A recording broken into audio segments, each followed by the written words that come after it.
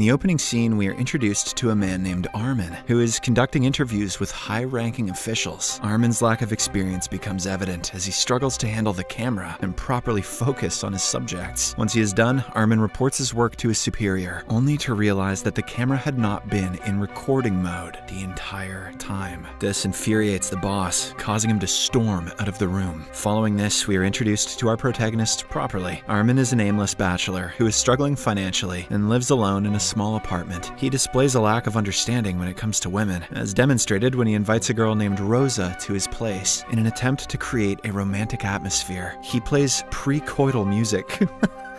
What, like Coldplay? However, when Rosa requests to use his toothbrush, Armin refuses and instead offers her a new one. That's what I would have done. But this action upsets Rosa, leading her to leave without saying anything. In the next scene, Armin visits his parents' house in order to see his grandmother, who is bedridden. Armin's personal life is dysfunctional because his father has abandoned his mother, and he is now with his younger lover named Lilo. Stitch is gonna beat his ass. That night, Armin stays with his grandmother, rests his head on her shoulder, and provides her with comfort, assuring her that everything will be okay. The next evening, Armin decides to visit his biological mother, even though his father does not want him to. He believes that his mother is waiting for him. After a long drive, he arrives at his mother's place, only to discover that she is having a good time with her friends. The sight leaves him feeling rejected, and he quietly departs with tears in his eyes. He then drives to a river coast, where he sees people joyfully enjoying a cruise party, which intensifies his feelings of loneliness. The following morning, Armin wakes up in his car and decides to go to the nearby grocery store to purchase some food. Upon entering, he realizes that the store is deserted. He looks around and calls out for the cashier, but no one is there to respond to him. As a result, he grabs some items and leaves money on the cashier's table as a generous gesture. Exiting the grocery store, he notices a few motorbikes and cars with their engines still running at the gas station. However, he does not pay much attention and drives away. Gradually, Armin starts feeling a sense of unease due to the completely empty roads. Shortly after, he comes across several abandoned scooters in the middle of the road. Feeling an eerie sensation, he tries to contact his father, but fails to reach him. Panic sets in, so he rushes back to his father's place. Upon arrival, he finds the door locked from the inside, prompting him to knock. Worry builds as there is no response, and this leads him to forcefully break the entrance door. Inside, he only discovers the lifeless body of his grandmother, lying on the bed. This freaks him out, and he starts screaming for help. But once again, no one responds. Left with no choice, he enters the house of a neighbor named Lothar, but only finds the family dog, Cosmo. Unable to comprehend what is happening, Armin returns home and ponders to himself. His confusion heightens when he realizes that his phone has no network signal, and the water taps have run dry. Before long, he hears a noise coming from the entrance door. Upon checking on it, he discovers Cosmo, who is injured and in its final moments. Believing that someone is responsible for all of this, Armin grabs a rifle and heads to Lothar's house to confront the presumed intruder. However, his assumption proves to be wrong, as he finds no one there. The next morning, Armin improvises a shower using a bottle of water and proceeds to carry out his grandmother's final ritual. For this, he collects all the books, copies, and papers, places them beneath his grandmother's bed, douses them in gasoline, and sets them ablaze with a lighter. After this, he heads out on a drive along an empty rural road, encountering numerous abandoned vehicles along the way. Soon after, he comes across an upscale police sports car. Armin, who has never ridden any luxurious cars in his life, immediately gets inside the car and thoroughly enjoys the ride in it. After a while, he enters a tunnel where he discovers an overturned truck housing trapped horses. Feeling bad for them, he immediately frees the animals from their confinement.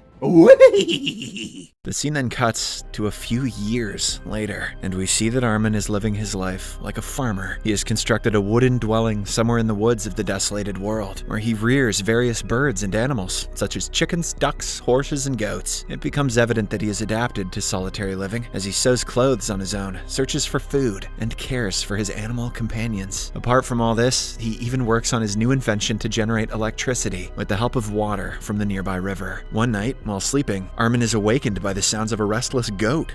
Hey, I can't sleep! Upon checking on it, he discovers that the goat is in the midst of giving birth. Armin witnesses the entire birthing process and experiences a profound sense of joy. However, his happiness is short-lived, as the baby goat is snatched away by a jackal the very next morning. Feeling bad for the mother goat, Armin chases after the jackal with his gun, but his efforts prove fruitless. Disheartened, he returns empty-handed and sits with the mother goat for a while. contemplating the loss. One particular day, Armin rides on his horse and ventures into the woods to scavenge for necessary goods. As he enters deep into the woods, he, along with his horse, is suddenly attacked by a wild dog. Reacting swiftly, Armin shoots the dog, but in the process, he falls from his horse and sustains a head injury, causing him to lose consciousness. After a while, we see someone arriving at the scene with a flashlight and observing the injured Armin. In the morning, Armin regains consciousness, only to find himself wrapped in aluminum foil, keeping him warm. He has no idea how he ended up like this. He thinks for a while, and then makes his way back to his dwelling. Later in the evening, Armin notices a station wagon approaching his place. Suspicious that it may be a potential threat, he grabs a rod as his weapon and hides himself behind a bush. Soon after, a woman named Kiersey approaches him wielding a shotgun, demanding he relinquish his weapon. The latter is too scared to attack, so he complies and throws the rod aside. Kiersey also lowers her firearm and walks back to her vehicle. The next morning, Armin wakes up and discovers a breakfast beside him. As he tastes the food, he finds it remarkably delicious, as it has been a long time since he last enjoyed such a meal. A few moments later, Kiersey walks in and notices a wound on his leg. Recognizing its severity, she retrieves first aid supplies from her vehicle and tends to his injury. Later, as they sit down for a cup of coffee, Kiersey inquires why Armin chose to reside in this remote location instead of an urban area. In response, he explains that this place holds a sense of belonging for him. He then asks if Kiersey has encountered any other humans, to which she replies that he is the first one. As their conversation continues, Armin reaches out and touches her hand, relishing the sensation of human contact after a long time. Delighted to have found each other, they then share a passionate kiss and eventually become intimate. From that day forward, they establish a life together as a couple, residing in Armin's self-built home. In the next scene, we see Kiersey and Armin toiling in the field, engrossed in their work. Amidst their labor, Kiersey opens up about her harrowing experience in Syria. She recounts how she found herself stranded in the vast Syrian desert when her vehicle broke down, enduring 3 agonizing days without a single drop of water. In addition, Kiersey confides her desire to visit Berlin, but Armin dismisses the city, considering it boring and unappealing, whereas Armin is a